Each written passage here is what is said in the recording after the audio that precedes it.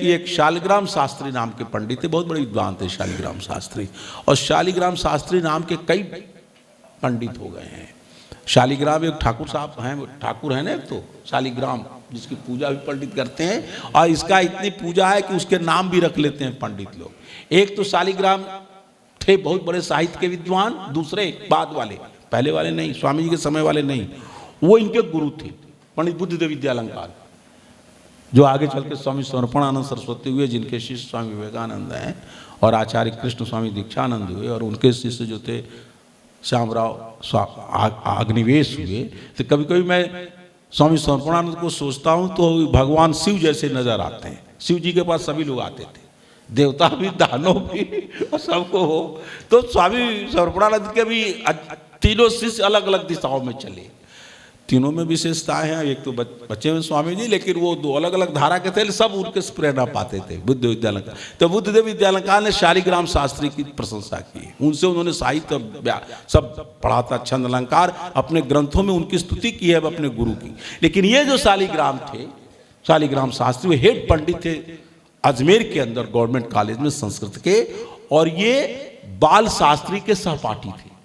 बाल शास्त्री जिन्होंने काशी शास्त्रार्थ में भाग लिया था, बड़े भारी पंडित थे। स्वामी जी कहते थे कि यदि दो व्यक्ति हमारा साथ दे दें, स्वामी विशुद्धानंद और पंडित बाल शास्त्री, तो हम भारत को हिंदू धर्म के जो वर्तमान जो कलंक हैं इनसे मुक्त कर सकते हैं। लेकिन दोनों स्वार्थ में आ गए और स्वामी जी का साथ नहीं दिया, लेकिन स्वामी जी उनके प्रति अच्छी भावना रखते थे।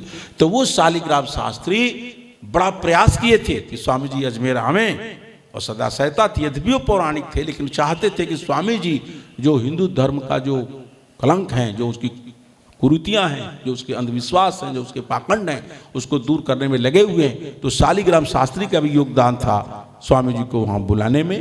स्वामी जी आए, और उसमें पुष्कर में मेला लगा हुआ था। आप जानते हैं अजमेर के पास कुछ पुष्कर है, ब्रह्मा जी का वहाँ मंदिर है। तो स्वामी जी लगातार 7 दिन वहाँ रहे, 7 नवंबर से 14 नवंबर तक। और आज जाके देखिएगा, एक पत्थर लगा हुआ है, जो आर्य भिक्षु जी थे ना, आर्य भिक्षु जी जो बाद में वानप्रस्थ आश्रम में रहे, संन्यास भी ले लिया था, और उनका नाम स्वामी क्या रखा था उन्होंने, एक तो स्वामी तत्वबोध थे उदयपुर वाले, और एक आनंद बोध जी जो रामपाल साल वाले हो गए, और आत्मबोध, स्वामी आत्मबोध सरस्वती नाम रखा था आर्य भिक्षु जी ने, अपने पैसे से वहाँ शिलालेख लगा दिया था। तो जो पुष्कर के पंडित थे स्वामी जी को दूध पिलाते थे, और स्वामी जी की रक्षा भी करते थे कि कोई गुंडे बदमाश ना आने पाए। आज स्वामी जी मूर्ति पूजा का खंडन करते रहते थे। कैसा वो ज़्यादा सहिष्णु जमाना था कि मंदिर में बैठ के मूर्ति पूजा खंडन और सुनते थे। और स्वामी जी वेद भाष्य भी लिखाया करते थे। तो उन्होंने मेले में विज्ञापन का वितरण किया था, बड़ी भीड़ आती थी। बाद में प्रवचन तो बंद हो गया, लेकिन संघ का समाधान ही घंटों स्वामी जी वहाँ करते रहते थे।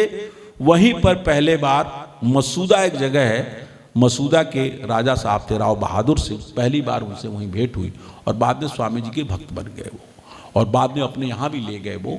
और वे और उनके भाई दोनों बहुत स्वामी जी के श्रद्धालु थे, उनके प्रवचन सुनते थे, प्रवचन की सारी व्यवस्थाएं करते थे, और वो गए। तो मुझे एक बात याद आ रही थी इसी प्रसंग में, जब पढ़ रहा था मैं, तो स्वामी सत्यप्रकाश जी महाराज जब पहली बार मसूदा गए, तो वो मसूदा से एक चिट्ठी लिखी थी हमको, पोस्ट कार्ड। उस जमाने अब तो कोई पोस्ट, अब तो चिट्ठी उट्ठी होती नहीं, अब तो सब मोबाइल से काम चल जाता है।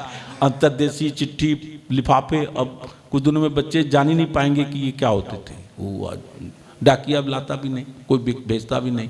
तो उसमें लिखा था, मैं मसूदा आया हुआ हूँ ज्वलंत, यहाँ स्वामी दयानंद जी आए थे। उनके जो राजा थे राव बहादुर सिंह जी, वहाँ गए। तो स्वामी जी वो गए, तो वहाँ एक मार्गी साधु जो था रुका हुआ था, और बामार्गी साधु जो था उसका बड़ा आतंक फैलाया था। उसने कहा मैंने मंत्र सिद्ध कर रखा है, और उस मंत्र से क्या होगा कि मैं जिसको चाहूँ मार दूँ और मरे हुए आदमी को जीवित कर दूँ। तो स्वामी जी के पास कुछ विद्यार्थी पहुँचे और कहा स्वामी जी ऐसा कहते हो, तो तुम जाओ कहो। तो बच्चे गए, विद्यार्थियों ने कहा तो तुमको थोड़े दिखाएंगे, तुम्हारा गुरु कौन है? तो उन्होंने कहा मेरा गुरु मेरे स्वामी दयानंद जी महाराज को अपना गुरु मान लिया है, तो उनको दिखाऊंगा मैंने अपनी मंत्र की सिद्धि जो मैंने कर रखा है। तो फिर बच्चे आए स्वामी जी के पास, कहा स्वामी जी तो कह रहे हैं कि दिखाएंगे, तो कैसे करेंगे, वो आएंगे आपके पास। तो स्वामी जी कहेंगे एक जार में, जार समझते हैं ना, एक शीशे के बर्तन में एक मक्खी को डाल दो, और कहेंगे इसको मारो। तो मारो, कैसे मारते हो। आदि वो स्वामी जी यदि आप पर मंत्र चल, लोग डर जाते हैं ना, आप पर मंत्र चलाना चाहे तो आप क्या करें, कहीं आपको ना मार दे। स्वामी कोई मुझे परवाह नहीं है, तो मेरे ही को मार दे, मैं बैठ जाऊंगा, कहूँ बड़ा मंत्र माल, तूने मंत्र सिद्ध कर रखा है, मुझी को मार। तो स्वामी जी की दृढ़ता देख करके विद्यार्थी उत्साहित हुए, जाकर बामार्गी साधुओं का, चलो हमारे गुरु जी महाराज तैयार हैं, चलो तुम गुरु उन पर मंत्र चलाओ। अब वो पहले बामार्गी तो हड़का रहे थे, सोचे ऐसे ही है, जब आ गए दृढ़ होकर के तो कहा चले जा, हमने कोई मंत्र वंत्र नहीं सिद्ध कर रखे हैं, हमें फुर्सत नहीं, हम नहीं जाते। तो इस प्रकार के लोग भी थे जिन उन्हों से मंत्र कहाँ रखे हैं, मेरे पास तो कोई मंत्र है ही नहीं, इस प्रकार की बात वो करते थे स्वामी जी के जीवन में। स्वामी जी के उस समय की एक दिनचर्या छपी मिलती है, जो बड़ी बढ़िया दिनचर्या है स्वामी जी की, कि स्वामी जी पुष्कर में जब थे तो सवेरे भ्रमण को निकल जाते थे, 3 बजे भ्रमण करते निकलते थे। और देखिए उनकी दिनचर्या, हमने जब पढ़ा स्वामी जी के पूरे जीवन चरित्र को, तो कुछ दिनचर्या कुछ बदलती हुई भी नजर आती है, लेकिन एक चीज कहीं नहीं बदला है कि 3 बजे उठना, इसमें कभी स्वामी जी का समझौता नहीं हुआ। एक बार तो ऐसा हुआ है कि एक हकीम साहब थे, इतने स्वामी जी के भक्त हो गए कि योग विद्या पर चर्चा करते रह गए, तो रात के 2 बज गए, स्वामी जी को सोने नहीं दिया। और स्वामी जी सो नहीं पाए, 2 बजे के बाद फिर स्वामी 2 बजे ही निकल गए। दूसरे दिन स्वामी जी ने कहा तूने ठीक नहीं किया, मेरी दिनचर्या भंग की, मुझे दिक्कत हुई है, रात में 9 बजे के बाद मेरे पास मत रुका करो, चले जाएगा। ऐसे ही एक पंडित था हेमचंद चक्रवर्ती कलकत्ता का, उसने कहा कि वो ब्राह्म समाज छोड़ दिया स्वामी जी के प्रभाव से। उसने ये जो पवित्र तोड़ने वाला था केशव चंद्र सेन के कहने पर, लेकिन स्वामी जी ने कहा जो पवित्र परंपरा का विद्या का चिन्ह है, वैदिक मर्यादा है, इसको धारण करने में कौन सी बड़ी बात है। तुम कोट में टाई बांधते हो, तमगा लगाते हो बड़ा बड़ा, उससे भार नहीं होता। टाई बांधने से, तमगा लगाने से अंग्रेजों के तमगे मोटे बड़े बड़े, और यज्ञोपवीत एक भार बन गया। तो वो व्यक्ति स्वामी जी के साथ कलकत्ता से चला आया और फर्रुखाबाद तक गया स्वामी जी के साथ, और रात में नित्य प्रति स्वामी जी उसको योगाभ्यास सिखाते थे। तो स्वामी जी सच्चे योग के जिज्ञासुओं को योगाभ्यास के भी सिखाया करते थे, ये बातें उसमें आती हैं। तो उसमें स्वामी जी की दिनचर्या में लिखा है कि स्वामी जी लौट के आते तो ब्राह्मी का पान, ब्राह्मी औषधि का सुरस का पान करते थे और लिखाने बैठ जाते थे, वेद भाष्य लिखाते रहते। सुबह 7 बजे से लेकर 11 बजे तक 4 घंटा लगातार वेद भाष्य लिखाते थे, और 3 बजे से 7 बजे तक जो भोर का समय था उसमें नित्य क्रिया से निवृत्त होकर योगाभ्यास करते थे, ये बात है। और उसके बाद 11 बजे के बाद फिर स्वामी जी जो थक जाते थे तो उस थकावट को दूर करते थे तो मुदगर भांजते थे। लिखा 4 घंटा वेद भाष्य लिखाने के बाद मुदगर होता है ना, और व्यायाम करके थोड़ा देर आराम करके फिर स्नान करते थे, भोजन करते थे, और फिर जो है 2 बजे से 2:30 बजे से फिर वेद भाष्य लिखाने के काम, प्रवचन देने के काम, शंका समाधान करने के काम ये स्वामी जी करते थे। उसी समय एक राज पंडित था, जो राजा का पंडित था, महाराज के पास आया और एक श्लोक पढ़ा और कहा स्वामी जी आप मूर्ति पूजा का खंडन करते हैं, इस श्लोक में से मूर्ति पूजा का स्थापन किया गया है। तो स्वामी जी ने कहा कि श्लोक कहाँ का है, तो कहा पद्म पुराण का। तो स्वामी जी ने तुरंत एक श्लोक सुनाया, कहा ये श्लोक सुना रहा हूँ, इसमें मूर्ति पूजा का खंडन है। तो पूछता है ये कहाँ का वचन है, तो स्वामी जी ने कहा दयानंद पुराण का वचन।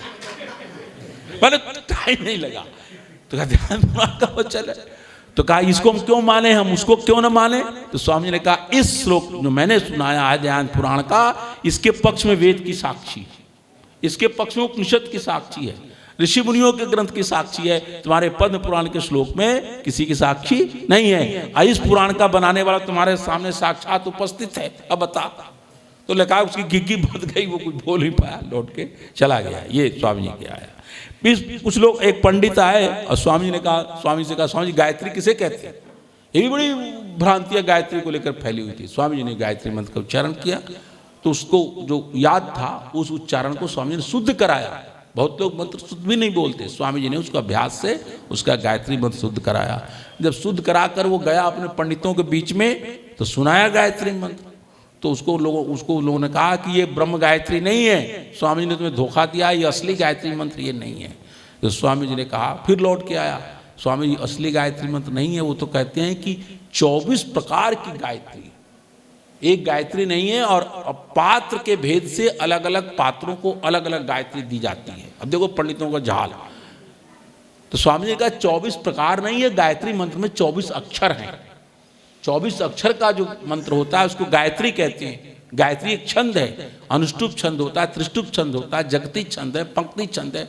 जैसे दोहा, चौपाई, सोरठा होता है ना हिंदी में, ऐसे ही संस्कृत में श्लोकों में, मंत्रों में खास करके श्लोक में तो वो है, जैसे उपेंद्र वज्रा, इंद्र वज्रा, है ना, वसंत तिलका, मालिनी, ये सब छंद हैं संस्कृत के श्लोकों के। लेकिन वेद के जो छंद होते हैं उनका नाम त्रिष्टुप है, अनुष्टुप है, गायत्री है। और गायत्री एक ही मंत्र है, वो ये है। तो उन्होंने पूछा, अच्छा जिस पंडित ने कहा है कि 24 प्रकार की गायत्री होती है, एक आध नमूना बताया है? तो कहाँ बताया है? तो सुना कैसी गायत्री बताता है पंडित? तो कहा एक गायत्री उसने सिखाया है, उसका नाम है राम गायत्री। तो कहा राम गायत्री क्या है? तो सुना रहा है, सुन लीजिए। दशरथाय विद्महि सीतापतये धीमहि तन्नो रामः प्रचोदयात्। यानी दशरथ के लिए हम ये जानकारी रखते हैं, विद्महि, और सीतापति जो है उनको हृदय में धारण करते हैं, राम जी हमको प्रेरित करें। तो स्वामी जी ने कहा, अच्छा यदि यही गायत्री है तो तू लिख, मैं और गायत्री लिखवा रहा हूँ। तो स्वामी जी आप कितना लिखवाएंगे? तो मैं 24,000 लिखवा दूंगा। तो कहा एक आध नमूना तो लिखवा ही दीजिए, इन मूर्खों को जाकर बताऊं। तो स्वामी ने लिखवाया। क्या लिखवाया सुन लीजिए। शीतला वाहनाय विद्महि, शीतला वाहनाय विद्महि, लंब करणाय धीमहि। लंब कर्ण किसे कहते जानते हैं? गधे को। लंब करणाय धीमहि तन्नो गर्दभा प्रचोदयात्। तो स्वामी जी ने ऐसे जूता पर, छाता पर, खड़ाऊ पर तुरंत जो है विषस्य विषम औषधम, जहर का जवाब। ऐसे पाखंडियों के लिए 10-20 प्रकार की गायत्री लिख रहा दिएगा, ये ले जा सुना। और कहा ले गए, सुनाया उसने। तो कहा कहाँ लिखा है? तो स्वामी जी ने कह दिया, तो तू पूछता तुम्हारी गायत्री कहाँ लिखी है? तन्नो राम प्रचोदयात्। हमारे गायत्री जो तत्सवितुर्वरेण्यम भर्गो देवस्य धीमहि धियो न प्रचोदयात् है, ये तो सब जगह है। और आप आश्चर्य करेंगे कि सबसे ज्यादा गायत्री मंत्र की चर्चा है। इस मामले में वेद, पुराण, रामायण, महाभारत, गीता, स्मृति, तमाम सैकड़ों स्मृतियां हैं। 108 स्मृतियों को तो छापा है बनारस के चौखंबा ने। सब जगह गायत्री मंत्र की सब जगह चर्चा है। वो थोड़ा उसमें पौराणिकता बढ़ा देते हैं, लेकिन गायत्री मंत्र इससे पता लगता है कि हमारे परंपरा में गायत्री मंत्र जो है, बहुत लंबे काल से गायत्री मंत्र का जप करना, उसका अनुष्ठान करना, उसका पुरस्चरण करना, बालक का ये जो पवित्र संस्कार होता है तो वेदारंभ संस्कार में गायत्री का प्रदान करना, इसी को गुरु मंत्र कहना। और इसका प्रभाव रहा है। रविन्द्रनाथ टैगोर ने लिखा है अपने जीवन में कि जब उनका यज्ञोपवीत किया गया तो उनको यज्ञोपवीत दिया गया और गायत्री मंत्र उपदेश दिया गया। रविन्द्रनाथ ठाकुर तो ब्राह्मण कुल के ही थे, और उपदेश देते समय पंडित जी ने कहा कि दिवा मां स्वापसी, दिन में शयन मत करना। तो ये उपदेश किसके लिए है? ब्रह्मचारी के लिए। ब्रह्मचर्य आश्रम में जब तक गुरुकुल में है, नियम था दिन में शयन नहीं करना। गृहस्थ हैं हम लोग तो भाई दिन में सो लेते हैं। लेकिन रविन्द्रनाथ टैगोर पर इतना असर पड़ गया अपने गुरु के इस उपदेश का कि वो जब तक जिए दिन में सोते ही नहीं थे। एक बार बीमार पड़े, डॉक्टरों ने कहा आराम करिए, तो उन्होंने कहा कैसे आराम करूंगा, मैं दिन में तो सो ही नहीं सकता। दिन में क्यों नहीं सोओगे? तो हमने गुरु जी को वचन दिया, दिवा मां स्वापसी। ये रविन्द्रनाथ टैगोर के जीवन में आता है। एक दिन स्वामी जी के पास एक पंडित जी आए और पंडित जी ने कहा, स्वामी जी आप ये जानते हैं कि सबका सार भागवत है। आप वेद की बात करते हैं, वेदों का सार भी भागवत है। ब्रह्मा जी को जब वेद की रचना कर देने के बाद भी शांति नहीं मिली, तब उन्होंने भागवत की रचना की, तब उनकी आत्मा को शांति मिली। इसलिए भागवत जो है वेद से भी ऊपर है। तो स्वामी जी ने कहा भागवत की क्या विशेषता है? तो उसने कहा भागवत विशेषता यह है कि वो बतलाता है कि जो पृथ्वी है, ये पृथ्वी शेषनाग वासुकी के ऊपर टिकी हुई। आप जानते हैं शेषनाग, शेष नाग का भी नाम है सांपों का, और उसका नाम राजा का वासुकी रखा हुआ है। तो स्वामी जी को मौज सूझी। स्वामी जी ने कहा, देखिए स्वामी जी खंडन की विधि भी स्वामी जी अपने ढंग से, नए नए ढंग से आविष्कृत करते थे। तो स्वामी जी ने कहा ये बता, ये वासुकी के बारे में भागवत में क्या लिखा है? तो क्या पूछना चाहते हैं? स्वामी जी का वासुकी का पिता का नाम क्या है? तो उसने कहा कश्यप। कश्यप के पिता का नाम क्या है? सब भागवत में लिखा हुआ है। तो पंडित जी ने कहा उसका नाम मरीचि है। मरीचि के पिता का नाम क्या है? तो कहा ब्रह्मा है। तो स्वामी जी को सूझ गया। तो स्वामी जी ने कहा चाहिए बता, जब बासुकी पर सारी पृथ्वी टिकी हुई है तो बासुकी के बाप के समय पृथ्वी किस पर टिकी थी? बात समझ रहे हैं? समझ रहे हैं? वासुकी पर जब पैदा ही नहीं हुआ था, वासुकी के बाप तब किस पर पृथ्वी टिकी थी? अब वासुकी के बाप कश्यप, मरीचि और फिर अंत में ब्रह्मा। तो उसको उत्तर नहीं सूझा। कहा अरे मूर्ख, शेष नाग के ऊपर पृथ्वी नहीं टिकी है। तो उसने कहा स्वामी जी ये तो आता है शेषाधारा भू। तो कहा आता है, इसका अर्थ शेष वहां परमात्मा को कहा गया है। प्रलय के बाद सारे जीवों का एक प्रकार से प्रलय हो जाता है, तो वो सुसुप्ति में समझ चला जाता है, अगली सृष्टि होती है तब हो जाते हैं। तो प्रलय के बाद ये जीवित सृष्टि और अचराचर सृष्टि खत्म होकर के परमाणु रूप में जब प्रलय के बाद सृष्टि हो जाती है, तो उस समय भी शेष बचा रहता है। कौन? वो ब्रह्म। उस ब्रह्म को शेष कहा गया, जो सबके बाद भी बच जाए। प्रलय में तो ये सृष्टि रहेगी नहीं, लेकिन ब्रह्म रहता है। तो उस शेष के लिए कहा गया, ये शेष नाम का नाग नहीं है। तो इस प्रकार स्वामी जी ने वो बात उनको बताई कि ये होता है। तो स्वामी जी के जीवन में ऐसे बहुत सारी चीज़ें आती हैं। फिर आता है स्वामी जी 14 नवंबर से 3 दिसंबर तक, कितना दिन हो गया? 16, 3, 19, 18, 2 दिसंबर तक, 18 दिन तक स्वामी जी अजमेर में रह गए। पुष्कर से अजमेर आ गए और वहाँ जो स्वामी जी ने व्याख्यान दिया, उसकी व्याख्यान के विषयों की चर्चा देवेंद्र बाबू ने अपने इस जीवनी में की है। वो विषय सुन लीजिए। विषय सुनने मात्र से, अब स्वामी जी के जीवन काल में टेप रिकॉर्ड होता तो ये जो कर रहे हैं हमारे भाई साहब, तो हम लोग भी सुनते स्वामी जी का टेप, लेकिन वो था ही नहीं उस समय। तो स्वामी जी ने किस किस विषय पर भाषण दिया अजमेर में, उसकी एक चर्चा मिलती। पहला का ईश्वर के एकत्व पर भाषण दिया, एक ही ईश्वर है। फिर ईश्वर की वाणी वेद है, इस पर दूसरा भाषण दिया। फिर तीसरा भाषण दिया कि वेद में विविध विद्याएं हैं, विविध विद्याओं का ग्रंथ आकर है वेद। चौथा भाषण दिया जिसमें उन्होंने इंजील की और कुरान की आलोचना की कि इंजील और कुरान में सृष्टि विद्या के विरुद्ध, सृष्टि क्रम के विरुद्ध, प्रत्यक्ष आदि प्रमाणों के विरुद्ध, विज्ञान विरुद्ध बातें पाई जाती हैं। इसलिए इंजील या कुरान ये ईश्वर की वाणी नहीं हो सकती। राजस्थान में अजमेर एक मुख्य जगह है, उस इलाके में सती प्रथा भी होती थी। और पिछले दिनों भी जो सती प्रथा हुई 1988 में, एक थी ना रूप कंवर, वो भी राजस्थान में हुई थी। राजस्थान के राजाओं में और खासकर क्षत्रियों में सती प्रथा की वो प्रथा जीवित है। अभी भी कहीं कहीं पता नहीं होगा, लेकिन उस समय तो थी। तो स्वामी जी ने एक भाषण सती प्रथा पर भी दिया। उस समय लोग ये मानते थे कि आर्यों को विदेश जाना नहीं चाहिए, अपने देश में ही रहना चाहिए। विदेश यात्रा करने से पाप लगता है। यहाँ तक कि स्वामी जी के समय में या राजा राम मोहन राय के समय में जो व्यक्ति विदेश चला जाता था, आने पर उसको हिंदू धर्म से बहिष्कृत कर देते। तो उनको ब्राह्म समाज के लोग अपने में मिला लेते, या तो ईसाई हो जाए वो, नहीं तो ब्राह्म समाज ही हो। तीसरा कोई रास्ता नहीं था। इसलिए एक बहुत बड़ा विद्वान था बंगाल में जिसका नाम साहब चंद बनर्जी था। वो विदेश चला गया, लौट के आए तो उसको लोगों ने निकाल दिया हिंदू धर्म से, तो ईसाई बन गया। तारोदत्त नाम की एक महिला थी, विदेश चली गई तो उसको निकाल दिया गया, वो ईसाई बन गई। तो स्वामी जी का व्याख्यान इस विषय पर भी हुआ कि आर्यों के देशांतर गमन में कोई पाप नहीं है। हमारे पुराने राजा लोग और आर्य लोग देश देशांतर में जाया करते थे। मनुस्मृति में लिखा ही गया है कि एतद् देश प्रसूत से सकाशाद अग्र जन्मना स्वम स्वम चरित्रम शिक्षरन पृथिव्याम सर्वमानवा। ये सारे देश के लोग भारत आए, यहाँ के विद्वानों से, यहाँ के ब्राह्मणों से, यहाँ के पंडितों से, ऋषियों के चरणों में रहकर चरित्र की शिक्षा प्राप्त करें। और स्वामी जी ने सब लिखा ही है सत्यार्थ प्रकाश में कि गांधारी कहाँ की थी, गांधार देश की थी। अर्जुन कहाँ गया, पाताल लोक में गया। तो दूसरे चीन का राजा भगदत्त था जो महाभारत में लड़ने आया था। तो स्वामी जी ने इतिहास के प्रमाण से, स्मृतियों के प्रमाण से देशांतर गमन को सिद्ध किया।